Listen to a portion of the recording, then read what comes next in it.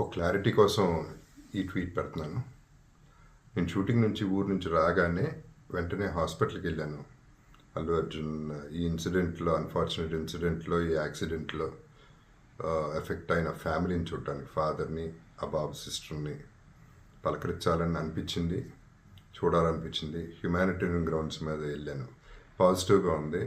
He might recover, there is a very good chances, let's hope for the best అని, with all the peoples blessing and gods and goddesses అనేది చెప్పేసి భరోసా ఇచ్చి వచ్చాను.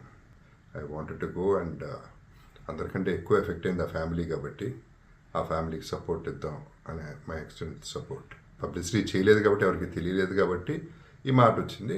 అది I just clarified it.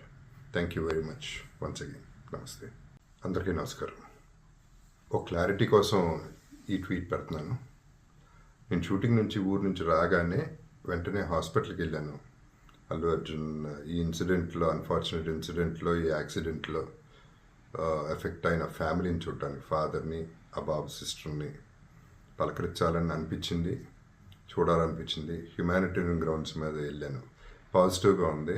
He might recover, there is a very good chances, let's hope for the best అని, with all the peoples blessing and gods and goddesses అనేది చెప్పేసి భరోసా ఇచ్చి వచ్చాను. I wanted to go and అందరికంటే ఎక్కువ effect అయింది ఆ ఫ్యామిలీ కాబట్టి ఆ ఫ్యామిలీకి సపోర్ట్ ఇద్దాం అనే మై ఎక్స్టెంట్ సపోర్ట్. పబ్లిసిటీ చేయలేదు కాబట్టి, ఎవరికి తెలియలేదు కాబట్టి ఈ మాట వచ్చింది. అది ఐ జస్ట్ క్లారిఫైడ్ ఇట్.